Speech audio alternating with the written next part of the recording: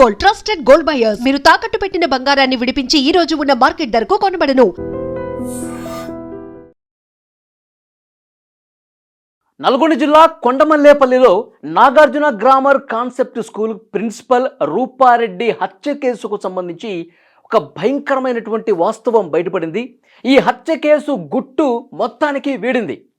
రూపారెడ్డిని అత్యంత దారుణంగా పాశవికంగా 27 సార్లు కత్తితో పొడిచి చంపినటువంటి కేసుకు సంబంధించి పోలీసులు తేల్చినటువంటి ఒక భయంకరమైన వాస్తవం ఏమిటంటే, ఈ స్కూల్లో చదివినటువంటి విద్యార్థులే 10వ తరగతి విద్యార్థులు ముగ్గురు కలిసి రూపారెడ్డిని చాలా దారుణంగా చంపేసినట్టుగా తెలుస్తోంది సమాచారం. వారం రోజుల పాటు అండి, మంగళవారం రోజు 11వ తారీఖు మంగళవారం రోజు ఈ ఘటన జరిగితే ఈరోజు 19వ తారీఖు దాదాపు 8 రోజుల పాటు పోలీసులు ఇన్వెస్టిగేషన్ చేసి అన్ని కోణాల్లో దర్యాప్తు చేసి, ఎందుకంటే సీసీ కెమెరాలో కేవలం ఒక రెడ్ టీషర్ట్ వేసుకున్నటువంటి వ్యక్తి మాత్రమే అటు కదులుతున్నట్టుగా కనిపించాడు.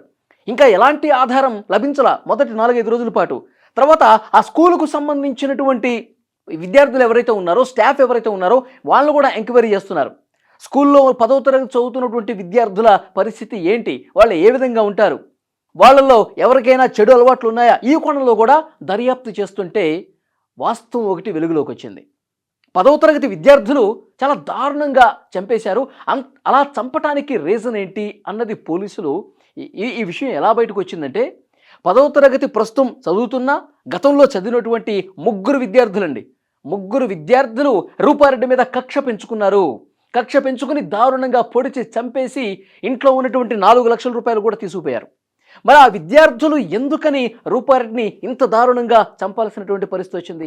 రూపారెడ్డి మీద చాలా కక్ష పెట్టుకొని పగబెట్టుకొని చంపినట్టుగా 27 సార్లు ఫేస్ మీద 2 చోట్ల కత్తిగాయాలున్నాయి. మొత్తం బాడీ మీద 25 చోట్ల బలమైనటువంటి కత్తితో పొడిచి చంపినటువంటి ఆనవాళ్ళు ఉన్నాయి.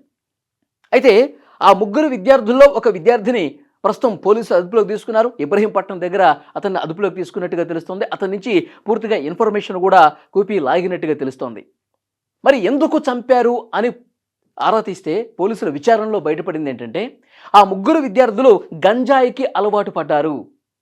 స్కూల్ ప్రెమిసెస్లోనే వాళ్ళు గంజాయి సేవిస్తూ చాలా చెడు అలవాట్లకు బానిసైపోయి ఇష్టారీతిన ప్రవర్తిస్తున్నారని చెప్పి ప్రిన్సిపల్ రూపారెడ్డి దృష్టికి వచ్చిందంట.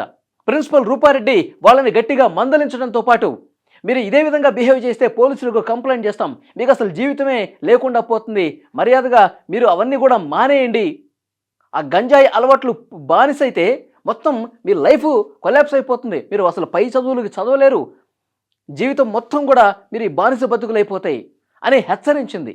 వాళ్ళ మంచి కోసమే చెప్పింది రూపారెడ్డి. గంజాయి సేవిస్తున్నటువంటి ఆ ఫోటోలు, వీడియోలు, ఎందుకంటే స్కూల్ ప్రెమిసెస్లో ఇక్కడ ఈ రూపారెడ్డి స్కూల్లో చదివినటువంటి వాళ్ళే కదా, దానికి సంబంధించినటువంటి ఇన్ఫర్మేషన్ పూర్తిగా రూపారెడ్డి దగ్గర ఉంది. ఆ ఫోటోలు ఉన్నాయి, వీడియోలు ఉన్నాయి. వాళ్ళు గంజాయి సేవించి ఆ మత్తులో చేసేటటువంటి పనులు, గంజాయి సేవించి దుర్భాషలాడటం, బూతులు తిట్టం, వాళ్ళు గంజాయి సేవించి స్కూల్కి వస్తున్నటువంటి పోతున్నటువంటి ఆడపిల్లల మీద వాళ్ళు చాలా దారుణంగా బిహేవ్ చేయటం, ఇలాంటి పిచ్చి చేష్టలన్నీ కూడా గంజాయి మత్తులో చేశారు వీళ్ళు. సో దానికి సంబంధించినటువంటి ఫోటోలు, వీడియోలు అన్నీ కూడా రూపారెడ్డి దగ్గర ఉండి వాళ్ళని పిలిపించి గట్టిగా వాళ్ళని మందలించడంతో పాటు, మీరు ఇదే విధంగా మీ పద్ధతి మార్చుకోకపోతే చాలా సీరియస్గా యాక్షన్స్ తీసుకుంటాం, మీరు అసలు కొండమల్లేపల్లిలో కూడా ఉండలేరు, పోలీసులు కంప్లైంట్ ఇస్తే పోలీసులు మిమ్మల్ని అరెస్ట్ చేస్తే మీరు ఇప్పట్లో బయటికి రారు, ఇవి మీరు మా దగ్గర చదివారు కాబట్టి ఇవన్నీ కూడా నేను ఇంకా బయట పెట్టను, ఇప్పటికైనా మీ బుద్ధి మార్చుకోండి, మీ తీరు మార్చుకోండి అని చెప్పి రూపారెడ్డి గట్టిగా క్లాస్ పీకారు. ఆ ఫోటోలు, వీడియోలన్నీ కూడా రూపారెడ్డి దగ్గరే ఉన్నాయి. ఇది జరిగింది. దీన్ని మనసులో పెట్టుకుని, ఎందుకంటే రూపారెడ్డి ప్రిన్సిపల్ వాళ్ళ జీవితం బాగుండాలని, మన దగ్గర చదివినటువంటి స్టూడెంట్స్ ఇట్లా చెడు అలవాట్లకు బానిస కాకూడదు, వీళ్ళ జీవితం నాశనం కాకూడదు, వీళ్ళు మంచిగా ఉండాలని చెప్పి రూపారెడ్డి చెప్పింది. కానీ ఆ ముగ్గురు విద్యార్థులు ఎలా ఆలోచించారు? ఒక సైకోలాగా, ఒక క్రిమినల్ లాగా ఆలోచించారు. మనల్నే ప్రశ్నించింది, మనల్నే బెదిరించింది, మనల్నే పోలీసులు కంప్లైంట్ ఇస్తానని చెప్పింది. మన ఫోటోలు, వీడియోలన్నీ కూడా రూపారెడ్డి దగ్గర ఉన్నాయి. ఏదో ఒకరోజు బయటకు పెట్టేస్తుంది మనం గంజాయి తీసుకుంటున్నట్టు, మన ఇంట్లో తెలిసిపోతుంది, మన ఊళ్ళో తెలిసిపోతుంది, పోలీసులకు కూడా కంప్లైంట్ ఇచ్చేస్తారు, మనం జైల్లో ఉండాల్సిన పరిస్థితి వస్తుందని చెప్పి వాళ్ళందరూ కూడా ఆ ఆలోచనలో ఎలాగైనా సరే రూపారెడ్డి మొబైల్ ఫోన్లో ఉన్నటువంటి వాటన్నిటిని కూడా మనం తీసేసుకోవాలి, ఇది బయటికి రాకూడదంటే ఇంటికి వెళ్ళాలి అని చెప్పి ఒక ప్లాన్ వేసుకున్నారు వీళ్ళు. రూపారెడ్డి మొబైల్ ఫోన్లో వీళ్ళకి సంబంధించిన గంజాయి సేవిస్తున్నటువంటి ఫోటోలు వీడియోలు ఉన్నాయి కాబట్టి ఎలాగైనా సరే వాటిని మనం నాశనం చేసేయాలి, వాటిని డిలీట్ చేసేయాలి, ఆధారాలు ఎక్కడ కూడా ఉండకూడదు అని చెప్పి వాళ్ళు మైండ్లో ఫిక్స్ అయిపోయి ఈ ప్లాన్ చేశారు, ఇంటికి వెళ్ళే ప్లాన్ చేశారు ఆ ముగ్గురు విద్యార్థులు. రూపారెడ్డి భర్త రాజేందర్ రెడ్డి మొన్న బోనాలు జరిగినప్పుడు శనివారం, ఆదివారం, సోమవారం 3 రోజుల పాటు వరుసగా సెలవులు వచ్చినాయండి. ఈ 3 రోజుల సెలవులు వచ్చినప్పుడు ఫ్యామిలీ మొత్తం కూడా హైదరాబాద్ గుర్రంగూడకు వెళ్ళారు. అక్కడ వాళ్ళ అబ్బాయి ఇంజనీరింగ్ చదువుతున్నాడు.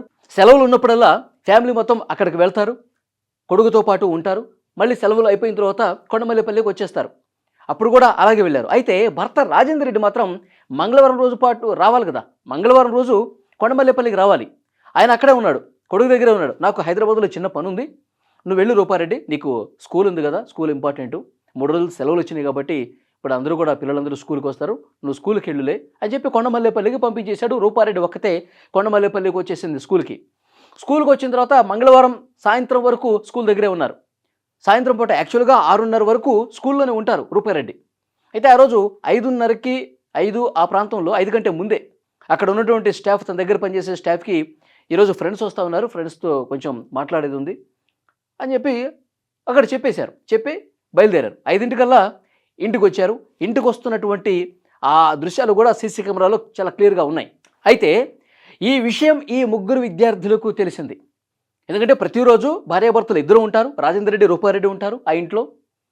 ఇప్పుడు రాజేందర్ రెడ్డి లేడు కాబట్టి, రూపారెడ్డి ఒంటరిగా ఉంది కాబట్టి ఇదే సరైన సమయం, మనం ఎలాగైనా సరే ప్రిన్సిపల్ రూపారెడ్డి ఇంట్లోకి వెళ్ళాలి, ఆమె దగ్గర ఉన్నటువంటి ఫోన్ ఆమెకి తెలియకుండా మనం దొంగిలించుకొని వచ్చేసేయాలి, ఆమె ఒకవేళ ప్రతిఘటిస్తే ఏం చేయాలని కూడా వాళ్ళ మైండ్లో ఫిక్స్ అయిపోయారు. అందుకే ఒక ఆయుధాన్ని వెంట తీసుకెళ్ళినట్టుగా తెలుస్తోంది. వాళ్ళు రూపారెడ్డి ఇట్లా వచ్చిన వెంటనే ఏ టైంకి స్కూల్ నుంచి బయటకు వస్తుంది, వీళ్ళందరూ కాపుగాచి ఒక ప్లాన్ గీసుకొని ఉండుంటారు. స్కూల్ దగ్గర ఒకడు ఉండుంటాడు, ఇక్కడ ఇంటికి సమీపంలో ఒకడు ఉంటాడు. రూపారెడ్డి ఎప్పుడు స్కూల్ నుంచి బయటకు వస్తుంది, రూపారెడ్డి ఎన్నింటికి ఇంటి దగ్గరికి వస్తుంది, ఇవన్నీ కూడా వాళ్ళు మాట్లాడుకుని పక్కా ప్లాన్ ప్రకారం రూపారెడ్డి ఇంట్లోకి ఎంటర్ అయిన తర్వాత టైం చూసుకుని, ఎవరు లేనిది చూసుకుని ఇంట్లోకి వెనక నుంచి ఎంటర్ అయ్యారు. అందుకే పోలీసులు మొన్న కూడా మాట్లాడారు, ముందంతా నార్మల్గానే ఉంది, వెనక వైపు కిచెన్ సైడు డోర్ ఓపెన్ చేసి ఉందంటే వెనక నుంచి వచ్చి చాలా దారుణంగా ప్రిన్సిపాల్తో గొడవపడి ఫోన్ ఇవ్వమని చెప్పి అడిగి ఫోన్ ఇవ్వకపోతే ఆమె ప్రతిఘటించేసరికి చాలా దారుణంగా 27 సార్లు ఫేస్ మీద, గొంతు మీద, పొట్ట భాగంలో ఈ విధంగా పొడిచి అప్పుడు కూడా వాళ్ళు ఒక గంజాయి మంతులో ఉండుంటారు, గంజాయి ఒక ట్రాన్స్లో ఉండుంటారు, ఒక క్రిమినల్ మైండ్ సెట్తో ఉండుంటారు. ముగ్గురు కూడా ఆ ఫోన్ తీసుకుని వెళ్ళిపోయారు. 4 లక్షల రూపాయలు కూడా ఆ టైంలో ఆమెను చంపిన తర్వాత తీసుకుని వెళ్ళిపోయినట్టుగా చెప్తున్నారు పోలీసులు. సో అది ముగ్గురు విద్యార్థులు ప్రస్తుతం చదువుతున్నా, ఇంతకుముందు చదివేసినటువంటి 10వ తరగతి స్టూడెంట్స్. ఈ ముగ్గురులో ఒకడు ప్రధానమైనటువంటి నిందితుడు, గంజాయికి పూర్తిగా బానిసైపోయినటువంటి విద్యార్థి ఒకడు ప్రధానంగా. మిగతా ఇద్దరు కూడా వీడికి సహకరించినట్టుగా తెలుస్తోంది. మొబైల్ ఫోను మెయిన్ వాళ్ళు టార్గెట్ ఏంటంటే ఆ మొబైల్ ఫోన్ మనం లాక్కోవాలి, అందులో మన వీడియోలు, మన ఫోటోలు, గంజాయి సేవిస్తున్నటువంటి ఫోటోలన్నీ కూడా డిలీట్ చేయాలి. ఇది వాళ్ళ కాన్సెప్ట్. ఆ మొబైల్ ఫోన్ తీసుకొని వస్తున్నటువంటి క్రమంలో అక్కడ జరిగిన పెనుగులాటకి ఆమె వీళ్ళ గురించి తెలిసిన తర్వాత కేకలు వేసినప్పుడు ఎక్కడ ఇంకా చుట్టుపక్కల వాళ్ళు వచ్చేస్తారన్న ఉద్దేశంతో ఆ ముగ్గురు కూడా కలిసి చాలా దారుణంగా పొడిచి చంపేసి మళ్ళీ ఏమీ తెలియనట్టుగా ఇంటి వెనక నుంచే ఆ ముగ్గురు కూడా వెళ్ళిపోయినటువంటి పరిస్థితి ఉంది. సో ఇది పోలీసులు వాళ్ళ ఇన్వెస్టిగేషన్లో ఆ ముగ్గురు విద్యార్థులకు సంబంధించి సమాచారం బయటకు వచ్చింది. అందులో ఒకడు పట్టుబడ్డాడు, మిగతా ఇద్దరు కోసం కూడా గాలిస్తున్నటువంటి సిచ్యువేషన్ ఉంది. మరి కాసేపట్లోనే పోలీసులు రూపారెడ్డి హత్యకు సంబంధించి ఆధారాలతో సహా అసలు ఏం జరిగింది, ఎట్లా చేశారన్నది కూడా మరి కాసేపట్లో మీడియా ముందుకు రాబోతున్నారు.